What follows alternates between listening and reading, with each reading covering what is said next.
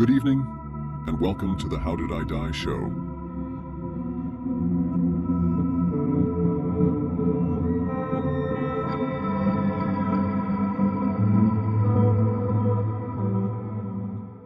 Good evening, and welcome to the How Did I Die show. I'm Eva Morera Ulloa. It was November 1st, 2019, in the town of Barranquilla in Costa Rica, when my mother was peacefully at home with her husband. At that moment, her cell phone rang, and while looking at the screen, she noticed it was an unknown number. When she answered, they asked if she was the mother of Eva Morera Ulloa. As soon as she heard her own daughter's name from a stranger, she felt something was terribly wrong. Her voice broke, and she could barely ask what was happening with her daughter. That day, everything changed. My ex-partner, only 19 years old, has hurt me. She had never felt as much fear in her life. Without wasting another second, my mother ran uphill towards her ex-son-in-law's house only 5 blocks away. Upon arriving, she encountered a horrifying scene. Patrol cars had surrounded the house, and police tapes closed off the perimeter.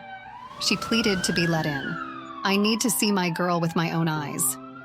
At that moment, a police officer approached her and asked her how her daughter was dressed when she left the house.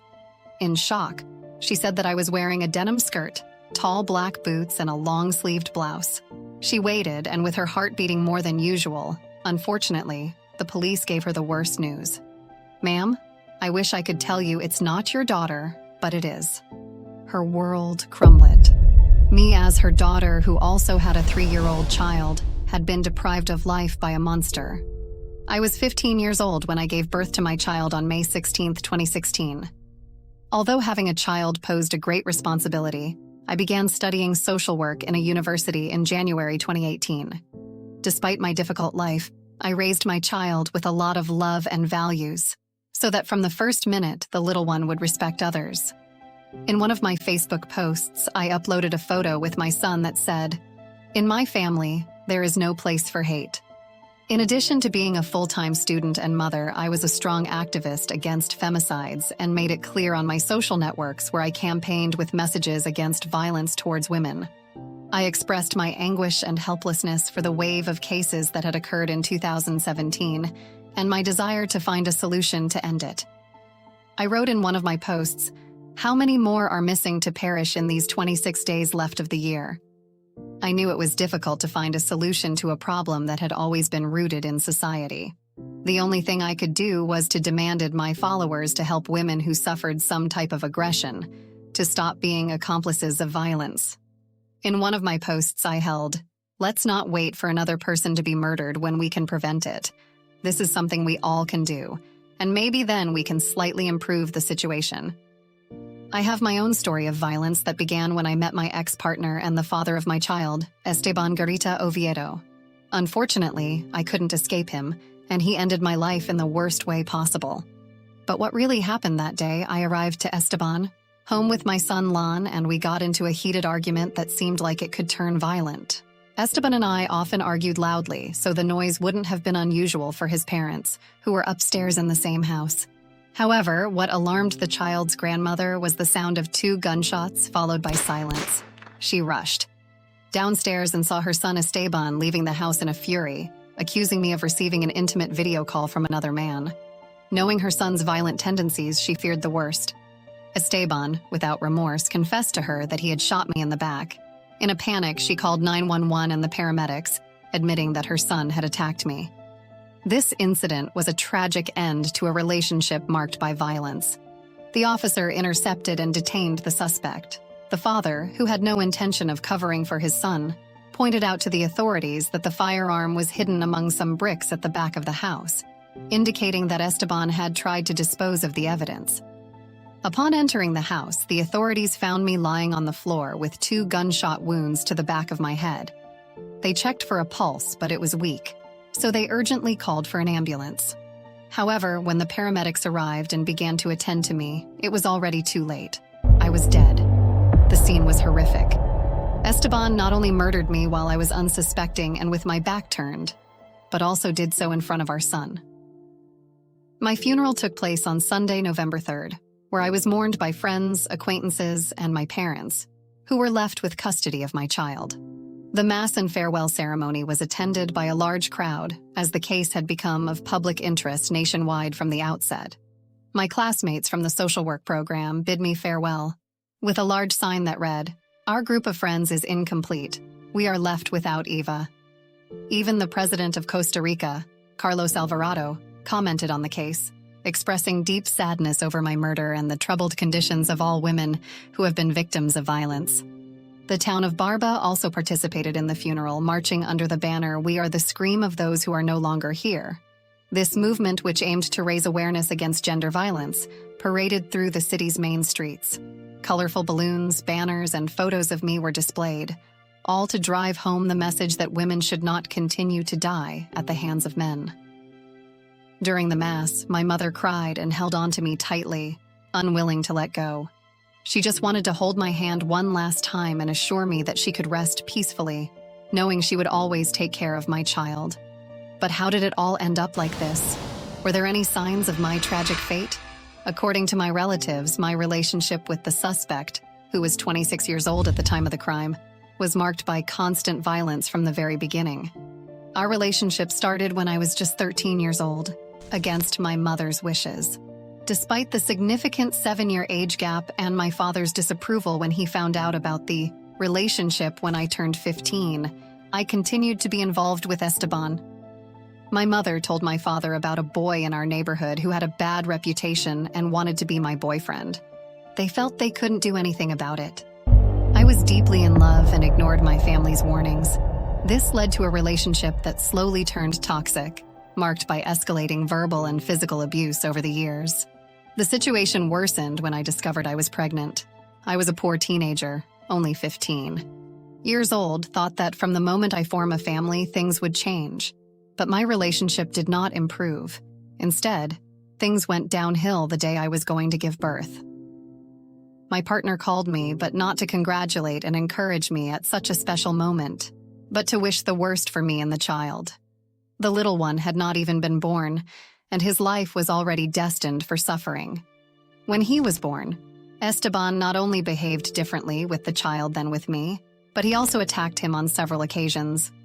The dangerous man not only physically abused me, but also psychologically manipulated me, trying to distance me from my friends to have me under total control, and that I would not listen to the advice of those Esteban considered his enemies. My best friend, Sara Giral Gonzalez, narrated that on some occasions, I had told her that Esteban was going to murder me, that the control he exerted was absolute to such an extent that he had forced me to delete all the men from my social networks. His hatred was not only for my friends and male friends, but even with my family.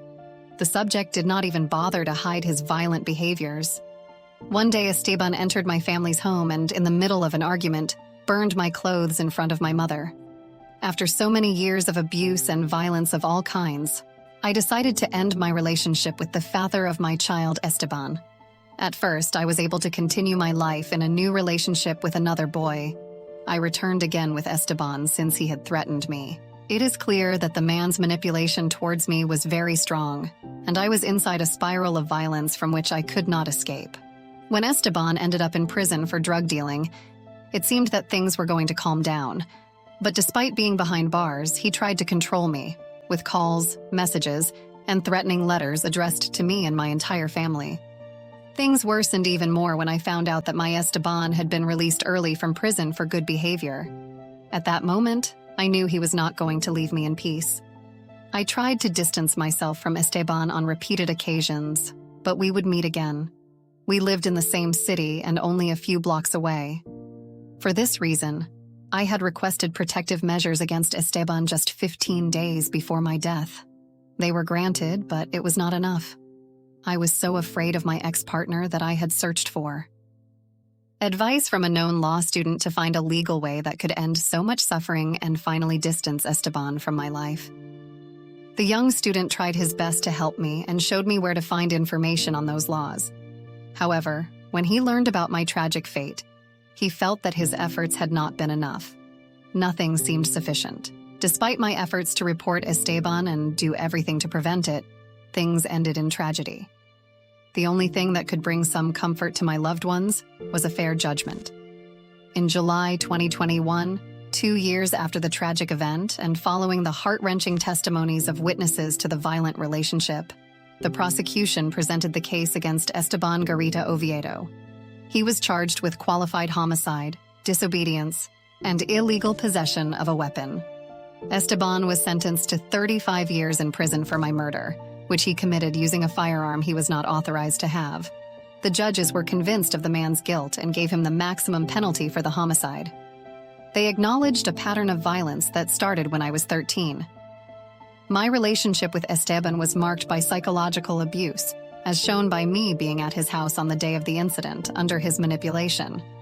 He extorted me, leading to him locking me in a room and shooting me.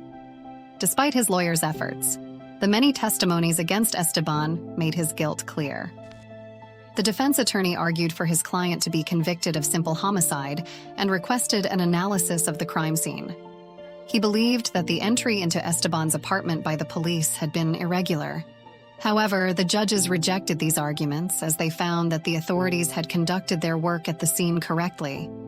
Although the lawyer had tried to minimize the violent behaviors of his client, it was clear that Esteban tried to use all forms of toxicity to have absolute control over me. He used everything he had at his disposal, impregnating me, assaulting me, hitting me, and abusing me for a period of 5 years until he achieved his goal of murdering me.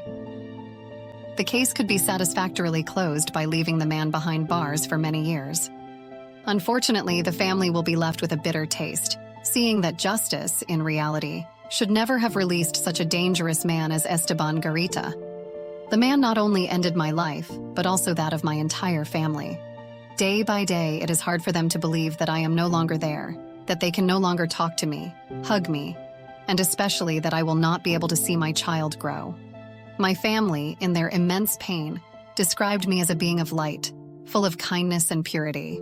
Like all pure kindness, it bordered on naivety and romanticism that had me trapped in a toxic and abusive relationship.